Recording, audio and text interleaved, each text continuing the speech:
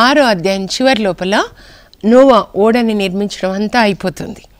ఇప్పుడు 7వ అధ్యాయానికి వచ్చేస్తే దేవుడు చూస్తాడు నోవా ఎంత విధేయత కలిగి దేవుడు చెప్పినట్లుగా చేస్తున్నాడు. దీన్నే దేవునితో నడవడము అంటారనమాట. మీరు ఎంతగా వాక్యం చదివి దాన్ని పాటిస్తారో మీరు అంతగా ఆయనతో నడుస్తున్నారనమాట. అప్పుడు ఆయన విధేయతను చూసి దేవుడు రెండోసారి మళ్ళీ నోవా దగ్గరికి వస్తాడు. ఓడంతా రెడీ అయిపోయింది చూసి ఇప్పుడు రెండోసారి మాట్లాడుతున్నాడు అనమాట. నోవా అంతా నేను చెప్పినట్లే చేసావు కదా, ఈ రోజు నుంచి 7వ రోజున నేను జలప్రళయాన్ని ఇవ్వబోతున్నాను. ఆకాశాన్ని తెరుస్తాను, పైన నుండి వర్షము, కింద నుంచి నీటి ఊటలు, మొత్తం నీరు పొంగి పొంగి పొరలుతుంది, కొండలు కూడా మునిగిపోతాయి అని చెప్పి దేవుడు చెప్తారనమాట. అంటే రెండోసారి మాట్లాడిన దగ్గర నుంచి 7వ రోజు నుంచి అని.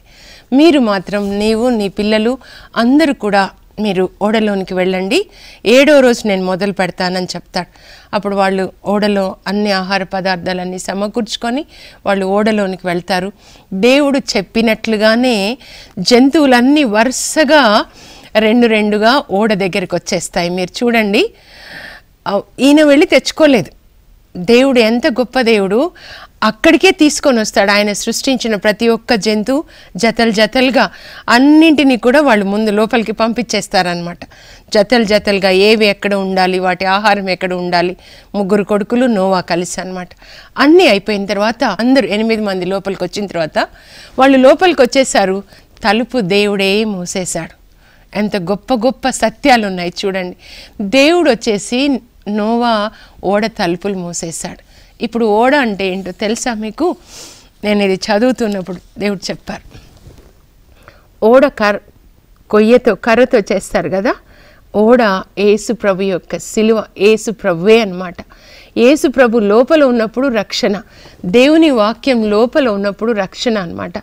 నేను ఈరోజు కొంచెం సిక్కుగా ఉంటే నాతో ఒక సహోదరి నాకు ప్రార్థన చేసింది, ప్రభా నీ రెక్కల్లో ఆరోగ్యం ఉంది కనుక అమ్మకు ఆరోగ్యం ఇవ్వండి అని. దేవుని రెక్కలంటే ఏంటి? 91వ కీర్తన, మహోన్నతుని మరుగున దాచుకున్నవాడు, ఆయన రెక్కలలో నీడలో దాగుకున్నవాడు. అంటే ఆయన రెక్కలంటే ఆ దేవుని ఆజ్ఞలు అన్నమాట. ఈ స్పెక్స్ చూడండి ప్రభు ఇవి ఇలా ఉన్నాయనుకోండి చాలా డేంజర్, కానీ బాక్స్లో ఉంటే ఎంత రక్షణ కదా. ఈ నోవా ఓడ దేవుని యొక్క వాక్యం అన్నమాట. అప్పుడు ఏ జలప్రళయం కూడా మనల్ని తాకదు. దేవుడు తలుపు మూసేసిన తర్వాత ఆయన చెప్పినట్లుగా 7వ రోజున మళ్ళీ జలప్రళయం మొదలవుతుంది. మీరు జాగ్రత్తగా చదివితే ఆకాశం రంధ్రాలన్నీ ప్రభు తెరుస్తారు, కొండల లోయల్లో ఉన్నటువంటి నీటి ఊటల్ని కూడా తెరిచేస్తారు. ఒకవైపు పైన నుంచి ఒకవైపు కింద నుంచి 40 దినములు 40 పగళ్ళు 40 రాత్రులు జలమయమైపోతుందన్నమాట. అప్పుడు కొండలు మునిగిపోతాయి, 30 మూరల ఎత్తు కొండల పైన ఇంకా నీళ్లు నిలిచిపోతాయి అన్నమాట. అప్పుడు చూడండి, నిజంగా అందరూ తాగేవాళ్ళు, తినేవాళ్ళు, పెళ్ళిళ్ళు చేసుకునేవాళ్ళు, ఒక్కొక్కటి మీరు ఊహించుకోనండి. ఎట్లా నోవా దగ్గరికి వచ్చి తలుపు తీయి నిన్ను ఎగతాళి చేశామంటే, దేవుడు మూసిన తలుపు ఆయన మూస్తే ఎవరు తెరవలేరు, ఆయన తెరిస్తే ఎవరు మూయలేరు అన్నమాట. అందరూ చనిపోయారు. తర్వాత ఈ 40 దినముల తర్వాత 150 రోజులు పడుతుందన్నమాట నీళ్లు భూమిలోకి ఇంకిపోవడానికి. దేవుడు జ్ఞాపకం చేసుకున్నాడు అని ఉంటుందన్నమాట. ఆదికాండ 8:1 ఈ జలప్రళయం తర్వాత దేవుడు నోవాని ఆయన కుటుంబాన్ని జ్ఞాపకం చేసుకున్నాడు. ప్రభువా నన్ను జ్ఞాపకం చేసుకో అని ప్రార్థన చేసుకోండి. నేను ఈరోజు సిక్కుగా లేవలేకుండా ఉన్నప్పుడు, ప్రభా నన్ను జ్ఞాపకం చేసుకో, నాకు బలమివ్వు, నేను వెళ్ళాలి నీ వాక్యం చెప్పడానికి అని అలాగే వచ్చేసాను. ఎలాగైనా నేను రావాలని జ్ఞాపకం చేసుకో ప్రభా నా కుటుంబాన్ని. దేవుడు నోవాని జ్ఞాపకం చేసుకొని నీళ్ళన్నీ ఇంకిపోయేలాగా చేస్తాడు. మరి నోవా ముందు కాకిని పంపించేస్తాడు. కాకి అంతటా నీళ్లు ఉంటాయి, మరి అది మళ్ళీ తిరిగి రాదు. మళ్ళీ పావురాన్ని పంపిస్తే నీళ్లు ఉండడం వల్ల తిరిగి వచ్చేస్తుంది. మళ్ళీ రెండోసారి పావురాన్ని పంపిస్తే అది ఓలివ కొమ్మని తీసుకొని వస్తుంది అన్నమాట. ఓలివ చెట్టు యేసు ప్రభుకి సాదృశ్యంగా ఉంటుంది, తీసుకొని వస్తుంది. మూడోసారి పంపించినప్పుడు తిరిగి రాదంటే దాన్ని అది రెస్ట్ వాలడానికి ఒక భూమి కనపడింది అనమాట. ఎండిన నేల, ఆరిన నేల కనబడుతుంది అనమాట. అప్పుడు వాళ్ళు నోవా మళ్ళీ దేవుడు చెప్పినట్లుగా ఆ ఓడలో నుంచి బయటికి వస్తాడు. నీళ్ళన్నీ ఇంకిపోయిన తర్వాత నేను ఎప్పుడైనా కొంచెం వర్షాలు వచ్చాయంటే ఈ వాక్యాన్ని పట్టుకొని ప్రార్థన చేస్తాను, ప్రభా అప్పుడు నీళ్ళన్నీ ఇంకిపోయేలాగా చేసావు కదా, మళ్ళీ నీళ్ళు ఇంకిపోయేలాగా చేయి ప్రభా అని. ఆకాశాన్ని ఆజ్ఞాపిస్తాడు దేవుడు, రంధ్రాలు మూసివేయబడాలి. మరి అగాధంలో ఉన్న వాటిని ఊటల్ని ఆజ్ఞాపిస్తాడు మూసివేయబడాలని. నీళ్ళన్నీ లోపలికి వెళ్ళిపోయిన తర్వాత నోవా ఓడ దిగి బయటికి వచ్చేస్తున్నాడు. మీరు ఆదికాండంలో 8వ అధ్యాయం 15వ వచనం నుంచి చూస్తే బయటికి వస్తున్నాడు. ఆయన భార్య, 3 కొడుకులు, 3 కోడళ్ళు, అంటే 8 మందిగా బయటకు వస్తున్నారు. ఇప్పుడు ప్రపంచం అంతా ఒకే ఒక కుటుంబం అన్నమాట. ఆ ఒక్క కుటుంబం నుంచే మనందరం కూడా వచ్చామన్నమాట. ఆయన ఆ బయటికి వచ్చిన తర్వాత దేవునికి కృతజ్ఞతలు చెప్పాలని ఆదికాండం 8:20లో నోవా బలిపీఠాన్ని నిర్మిస్తాడు. దేవునికి వందనాలు చెప్పడానికి జంతువులని బలిగా అర్పిస్తాడు. అప్పుడు ఆ యొక్క బలి అర్పణ సువాసన ధూపంలాగా ఉందంట. మనం చేసే ప్రార్థన దేవునికి సువాసన ధూపంలాగా ఉండాలన్నమాట.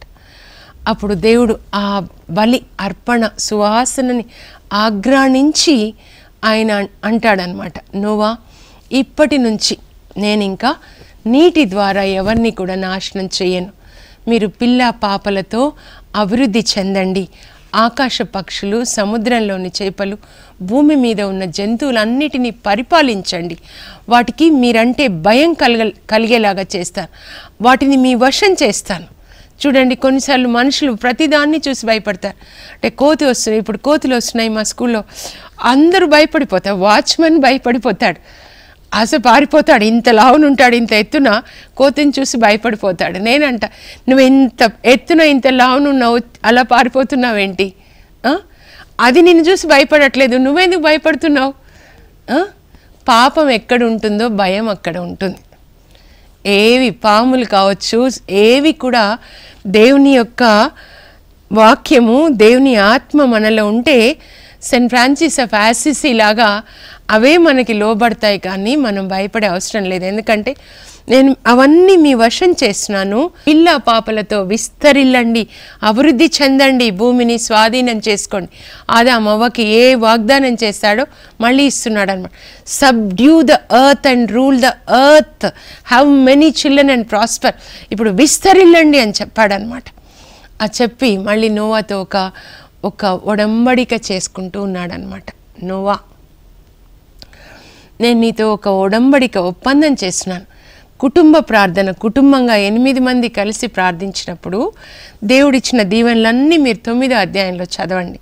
పిల్ల పాపలతో మీరు విస్తరిల్లండి, వ్యాపించండి, పెక్కుమంది పిల్లల్ని కనండి, ఆకాశంలో పక్షులు, భూమి మీద ఉన్న జంతువులు, సముద్రంలో ఉన్న జంతువులు అన్నీ మీ వశం చేస్తున్నాను. వాటికి మీరంటే బెదరు, భయపడతాయి, అవన్నీ మీకు లోబడి ఉంటాయి. ఆ తర్వాత నేను మీతో ఒక ఒప్పందం చేసుకుంటున్నాను. ఏంటంటే దేవుడిని హృదయం అప్పటికే చాలా గాయపడింది అనమాట. సొంత పిల్లలు చనిపోతుంటే, ఏడుస్తుంటే, ఆ నీళ్ళలో చనిపోతూ ఉంటే ఆయనకి చాలా బాధ. నేను అనుకుంటాను, నీళ్ళన్నీ లోపలికి వెళ్ళిపోయినాయి కదా, ఇంకా మనుషుల శవాలు ఉండొచ్చు కదా, అసలు ఎట్లాంటి పరిస్థితిలో మరి నోవా భూమి మీదకి వచ్చేసాడు. దేవునికి చాలా బాధపడి చెప్తాడు, నోవా నేను నీతో ఒప్పందం చేసుకుంటున్నాను, ఇదిగో ఆ ఒప్పందానికి గుర్తు ఇదే. ఎప్పుడెప్పుడైతే మీరు ఆకాశంలో మేఘాలు కనబడతాయో అప్పుడు ఇంద్రధనస్సు కూడా కనబడుతుంది. ఆ ధనస్సు మన ఇద్దరి మధ్యలో జరిగిన ఒప్పందానికి గుర్తుగా ఉంటుంది. ఆ మన ఇద్దరి మధ్యలో ఇప్పుడు ఒప్పందం ఏంటంటే, ఇంకెప్పుడు కూడా నేను నీటి ద్వారా భూమిని నాశనం చేయను. మరి సకల జీవకోటితో ఒడంబడిక చేసుకుంటాడు. ఈ ఒడంబడిక గురించి వచ్చే వారం మనం వివరంగా తెలుసుకుందాం. ఆ తర్వాత వాళ్ళు ఓడ నుంచి బయటకు వచ్చేసి ఇప్పుడు కుటుంబంగా ప్రార్థన చేశారు. చూడండి, ఈ కుటుంబ ప్రార్థన వల్ల దేవుడు ఈ దీవెనలన్నీ ఇచ్చారు. ఆదికాండం 8:20లో కుటుంబంగా దేవునికి వందనాలు చెప్తారు. ప్రభా, మమ్మల్ని జ్ఞాపకం చేసుకొని మమ్మల్ని ఇలా కాపాడావు, ఈ జలప్రళయంలో అందరినీ నాశనం చేసి మమ్మల్ని కాపాడావు, నీకు వందనాలని కుటుంబంగా దేవునికి వందనాలు చెప్పినప్పుడు దేవుడు ఈ 9వ అధ్యాయంలో దీవెనలన్నీ ఇచ్చి వాళ్ళతో ఒడంబడిక కూడా చేసుకున్నారు ఈ నోవా ప్రార్థన వల్ల. కనుక కుటుంబ ప్రార్థన అనేది చాలా ముఖ్యం. ఆ తర్వాత ఇప్పుడు దేవుడు మరి పిల్ల పాపలతో అభివృద్ధి చెందండి అని చెప్పాడు కదా. కాబట్టి నోవా వాళ్ళ కోడళ్ళు మరి గర్భాలు ధరిస్తారు, పిల్లల్ని వాళ్ళు చాలామంది పిల్లల్ని కంటూ ఉంటారు. నోవాకు కూడా పిల్లలు పుడతారు, ఎందుకంటే ఆయన మళ్ళీ ఒక 350 సంవత్సరాలు బ్రతుకుతాడు కదా ఈ జలప్రళయం తర్వాత. 950 సంవత్సరాలు అన్నమాట నోవా జీవించింది. అలా భూమి మీద అంతా విస్తరిల్లుతారు. ఇప్పుడు ఇన్ని ఖండాలు ఇన్ని దేశాలుగా వస్తాయన్నమాట. వాళ్ళు ఇంకా ద్రాక్ష తోటలు వేసుకొని సాగు చేసుకొని చక్కగా దేవునితో నడుస్తూ ఉంటారన్నమాట. అయితే ఇలా ఉంటున్నప్పుడు మరి నోవా చరిత్ర ఎలా ముగిసిందో వచ్చే వారం తెలుసుకుందాం. ప్రార్థన చేసుకుందాం. పరలోకపు మా తండ్రి, మీ పరిశుద్ధ నామం నాకు స్తోత్రం కలుగును గాక. నోవా జీవితం ద్వారా మాకు అనేక పాఠాలని నేర్పించారు ప్రభా. లోకమంతా కూడా పాపంలో ఉన్నప్పుడు నోవా మాత్రం నీతిమంతుడుగా ఉత్తముడుగా మెలగుచు మీతో కలిసి జీవిస్తూ ఉన్నాడు ప్రభా. మీతో కలిసి జీవించడం అంటే మీరు చెప్పిన మాటకి లోబడి ఉండడమే. అలా మేము కూడా మీ వాక్యం ప్రకారం జీవించే కృప మాకు దయచేయండి నాయనా. మీరు చెప్పింది చేయడానికి కృప దయచేయండి ప్రభా. తండ్రి అయ్యా, నోవా ఎలా కుటుంబంగా ప్రార్థించాడో అలా ప్రార్థించడానికి మాకు కూడా కృప దయచేయమని యేసు నామంలో అడుగుచున్నాం తండ్రి, ఆమేన్. మీరు వాక్యాన్ని చూస్తూ ఉన్నారు కదా, మరి చాలా నెలల నుంచి మాకు ఫోన్ చేసి చెప్తే కొంచెం మాకు ఉత్సాహంగా ఉంటుందన్నమాట. అప్రిషియేట్ చేయండి, ప్రోత్సహించండి. God bless you.